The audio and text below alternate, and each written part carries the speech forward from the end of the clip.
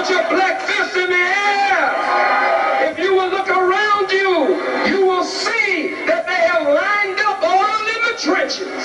If you will look in the rear to this section, you will see they have lined up down the middle. And if you can see around the side of the stage, you will see them in their riot helmets and everything. We say to you today, you no good bastards.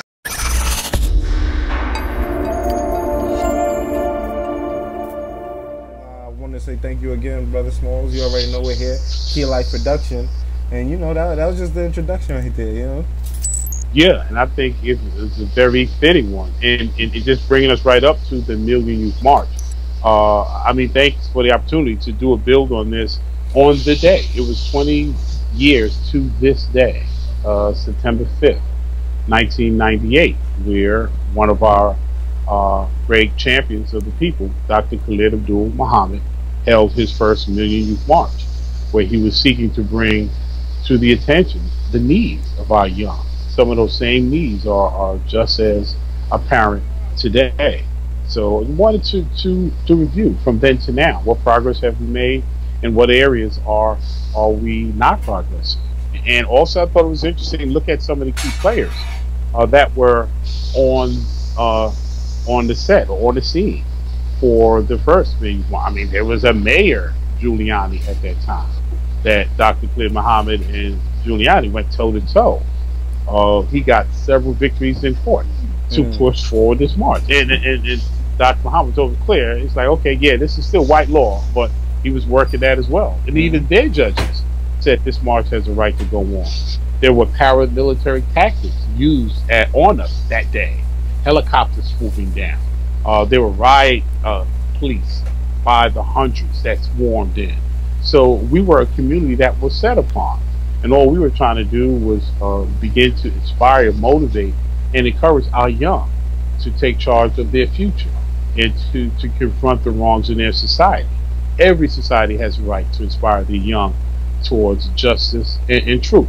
But for Dr. Khalid and his program and his platform, the city tried everything under their power to stop it. And then at the end resorted to brute physical force. But the people were not having it. They stood strong. And I was just so proud of my community that day, 20 years ago. And I felt proud to be one of the individuals who had the charge of securing Dr. Khalid Abdul Muhammad that day. And I just think about some of the people that were there. Right, you know, Stokely. Even prior to, for us to really walk through, there was a whole process of building the information, building the attention, getting the interest, getting people to again believe. Dr. Muhammad came about with that idea at a very interesting time. It was right after the Louima trial, and we got some semblance of justice there when those actions were found to be guilty. There's a police, as a matter of fact, he got 20 years. So his Officer Volpe, was accused, and the evidence was immense. And finally, the court saw clear that this officer was in very any semblance of law or law enforcement. He was a straight out thug, criminal, brute, straight out savage to this man. And so Khalid was coming behind that. Not even the string of deaths in New York and nationally. A lot of stuff that was happening now that's happening then, from then to now. Diallo, from then to now. All the recent shootings. It's just to take a look. For you, over this 20 years, what does it say to you, or what were your thoughts from then to now?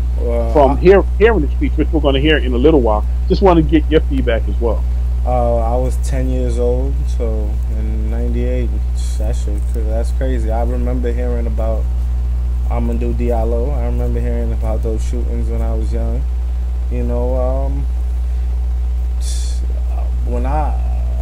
It's like, when you're that young, you don't really understand, the level. I didn't even understand it was a black thing. I just thought it was just a life thing.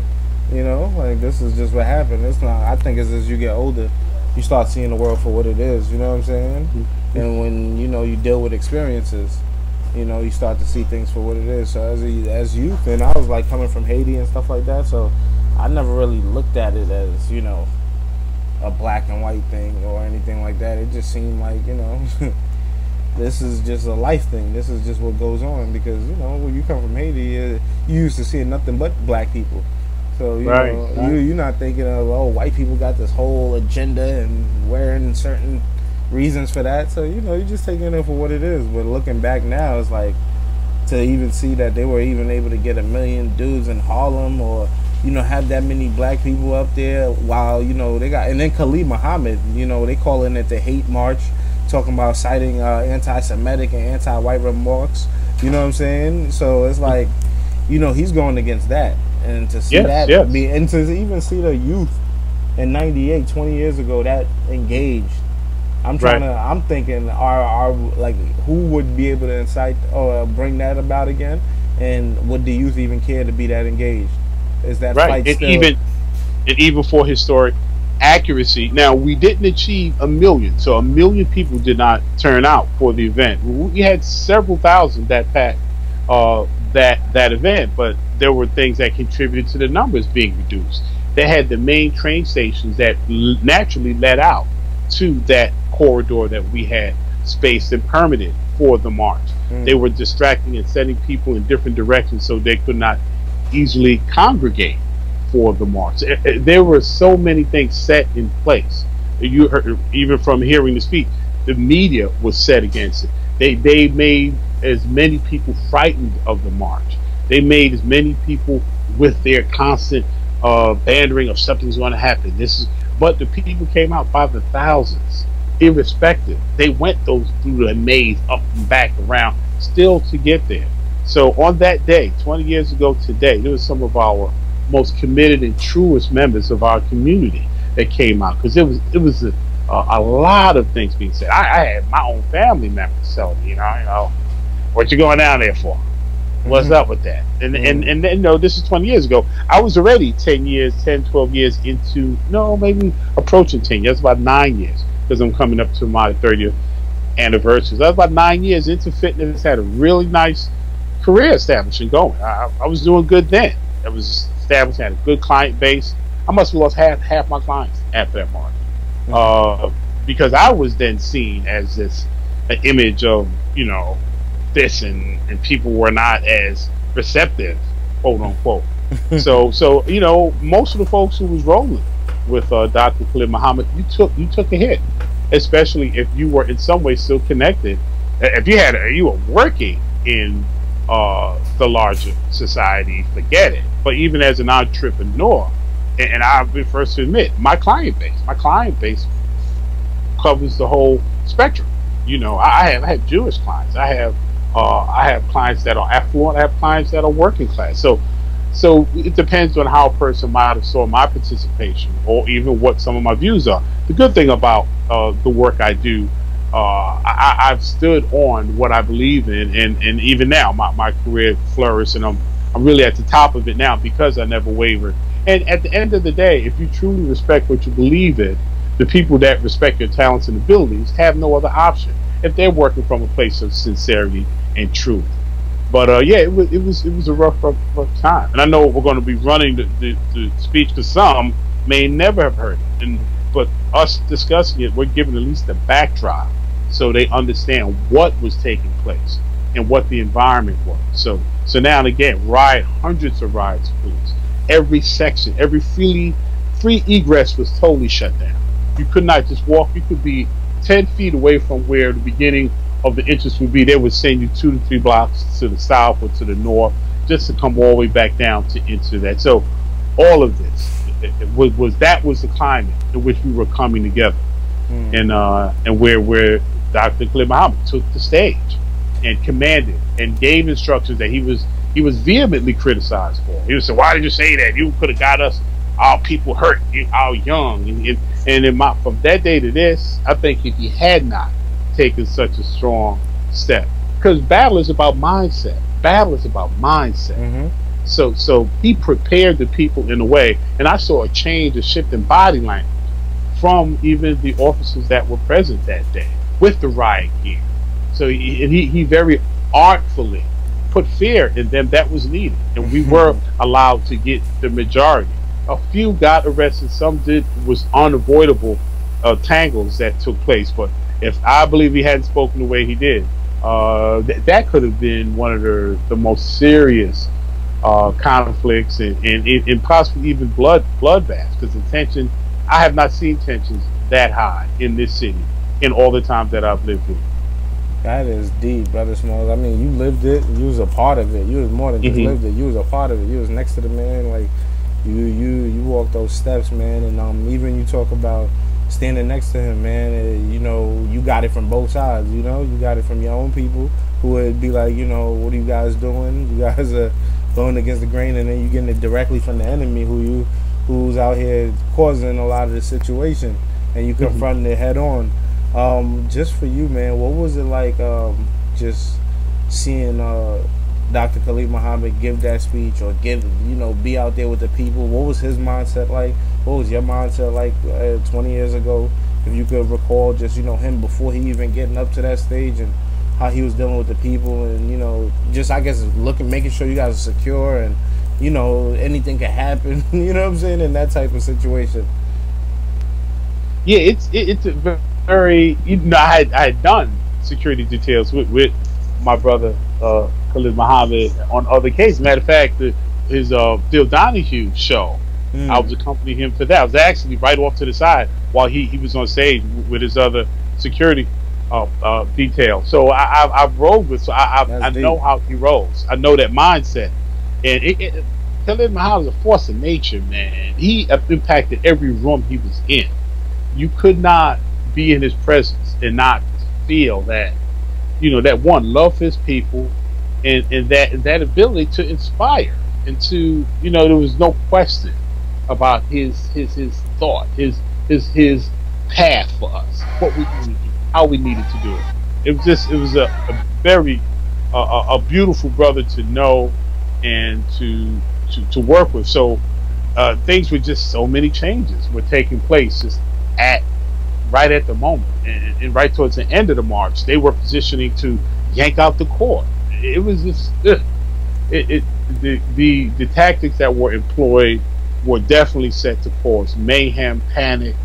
You got a helicopter swooping down the middle of the street, mere feet above the roofs of the tenements on either side. All is done to instill, and these are state-funded activities against the people. So it was a lot, but Dr. Khalid Muhammad kept his head and gave the instructions needed to bring balance back to the situation, and bought us enough time to get the majority of the people out. And also, again, we had to secure him, because he was one of the major targets of the march. So we successfully got him out of Dodge without being accosted or in any way apprehended. So it was a lot, and to see it from the vantage, the stage, to the people right at the front, and to read their faces, and for them to really try to get clear instructions. That's not what they needed to do. But I know once we locked in together, once they understood, hey guys, we all in this, we're going to get out of this, we're going to do it together, and the instructions got given from the stage, I think were instrumental in it being a successful conclusion, as opposed to one that led to pain, death, and mass arrest. And right before we play this video, Brother Smalls, I just need you to just in 1 minute tell us what can we do 20 years later, or for just to keep this going, or to reach the youth, to let them know what we need to do now. Excellent question, knowledge of God. I just think one, it's two parts. One, we have our individual responsibility, in the sense of, before you even walk out the door, there are things you can do. The first revolutionary act any person can take, and I've always come back to this in many ways, is how you eat, how you live, how you take care of this temple of life that you can give, your relationships in your home, your relationships with your family. This branches out from you. Then, after getting those things solid and in healthy places, looking for an organization, because organizations are what moves a movement. People of like mind believing in the same purpose, the same cause. To me, it's been black nationalism. It's been Pan-Africanism, which simply states wherever a brother is on this planet, if he acknowledges his origin, as we call it, the continental Africa, humankind started there, but masses of our people come there. And I'll still salute our brother Dane Calloway, who's shedding a lot of light. Yes, there were brothers and sisters that were here. I mean, we are first on every part of the world. But from a Pan-African perspective, even those brothers here are part of the Pan-African dynamic. Because if humanity started there, that has been the place of origin before they even got here. Whether that's hundreds, if not thousands of years ago. Whatever the time frame. For me, that has been, so I've always moved with organizations with a black nationalist and a Pan-Africanist philosophy base. But for those of you, and I don't knock Christians, if you want to go to a Christian church, for those of you who are Muslim, want to go to a Muslim mosque, and getting your faith fortified first is what you have to do before you seek to organize and to be part of the liberation movement. There are different ways. People are going to fight and struggle on our people's behalf. Some will do it with a book. Some will do it with a pen. Some will do it with a lyric. There will be soldiers on the front line that will do things with weaponry. You know, I'm not going to shy away from that. All of those options, any civilized people, especially a nationalist mindset, you have to have every option on the table for the survival of your people. And find your niche, find where you fit in. And if you love black people and you want to be a part of seeing our condition get better, yes, the youth is definitely the top because they are the future. But also for those elders that put their time, we need a little part of our heart has to be there for them to see to it that these years are provided for. And for you, like myself, who are in the middle, but not a full elder, definitely left the youth bag a decade or two ago. But you see both sides. You know, I see those of my parents' years as they go to the sunset years of their lives and how they look back at their accomplishments and they did. So I know I only got what I got because they sacrificed for me. So that's what I feel on my heart, my spirit, for those coming behind me. Let me try to leave some kinds of blueprints, some kind of assets, resources, insights, so they can say, I don't got to recreate a wheel.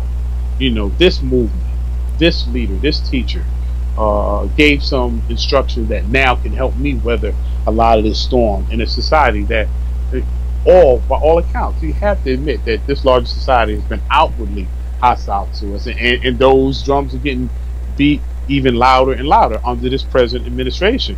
Which, coincidentally, again, 20 years ago, we had a mayor, Giuliani. What is Giuliani doing today? He is one of the legal counsels to who? To Donald Trump. What was Donald Trump doing 20 years ago today? He was in New York, a real estate mogul, and some would say his success levels, those numbers may have been fudged, but, you know, if he is currently a billionaire, he was a mogul then, but his mindset, remember Central Park 5? Right here in New York, before he became a international figure as president, we got a clear look at what his mindset was towards our community. Taking out a full-page ad calling for the execution of 5 of our young men that were later found to be innocent. So in 20 years, look at where those people were then, and look how they are now still in place, working neck and neck to undermine on many, not just hurt us, oppress any people outside of their select class. No, Brother Smalls, man, definitely appreciate your time. It's definitely a lot, and I just want to end it with Dr. Khalid Muhammad giving a speech to the people. I want to say thank you again for your time, and until the next time. Yes, and thank you, Knowledge to God, for take out of your busy schedule, you know, as a new father, with all the other responsibilities and commitments and different projects, to be able to allow us to come together and speak about what is, I think, a monumental anniversary for a man who gave his all in the spirit of a Malcolm X, in the spirit of those warriors that come before and leave it all on the court for us. I just really didn't want this day to go by without us just taking a moment to say, you know, we saw you and we see you. Rest in power, Dr. Khalid Abdul Muhammad. We love all you did for us, all you represented, and we'll continue to push and lift and inspire in your name and in the name of all those great ancestor warriors that have been gifted to us. So thank you again, Knowledge of God, Kia Life Productions. Thank Genuine Pro in the back, working the boards, doing his magic. Black power! Put your black fist in the air! If you will look around you, you will see that they have lined up all in the trenches. If you will look in the rear to this section, you will see they have lined up down the middle. And if you can see around the side of the stage, you will see them in their riot helmets and everything. We say to you today, you no good bastards, that the score is even today. You have lined up. Giuliani, you have sent your troops. But these, the sons and daughters of Africa, the black youth in the hills of North America, we have a right to Kujichagulia and self-determination. And we have a right, a God-given right. And according to white law, which ain't worth the paper that it's written on, a constitutional right to defend ourselves against anyone who attacks us. To defend ourselves, self-defense. And so I say to you that as we prepare to close out this rep, we want you to be steadfast. Look these bastards in the eyes.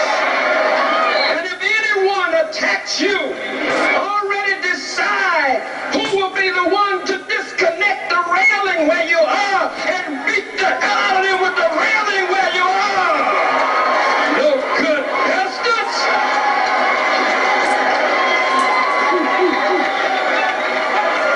And if you don't have a gun, every one of them has one gun, two guns, maybe three guns in self-defense. If they attack you, take their goddamn guns from them and use their guns on them. In self-defense, Giuliani is known for taking his police and setting them off in riots. If any one of these bastards riots here today, you take their nightstick the way they did Brother Abdullah Weema and ram it up their behind and jam it down their throats. Giuliani, the black youth have God on their side. You came against us and called us a hate march. This is a love march. Black on black love and black unity. You took us to federal court and your own judge ruled against you. A victory for the Million Youth March.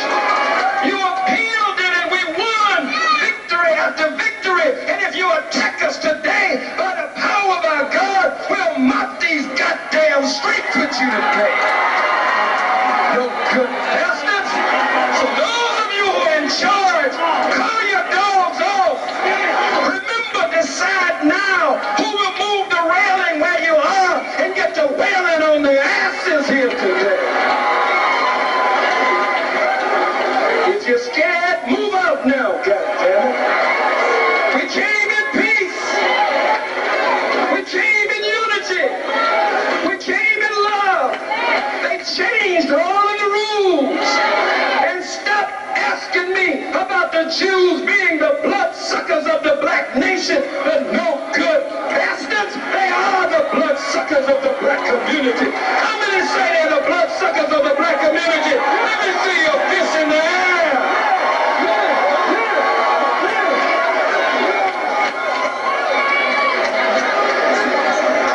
You don't fear the white man in your own community. They never would have gone to the goddamn Jews in Crown Heights and told their youth that they couldn't march on Utica Avenue, on Eastern Parkway, but they told you you couldn't march in your own community today. And they did everything to cut this crowd today. They stopped the trains from running in this area that would have been most convenient. They're turning our people away the cross streets, turning them away today. We would not have been able to do any of this. I want you to put your black fist in the air and give special thanks to the world's leader in rap music, No Limit Records, and Brother Master P.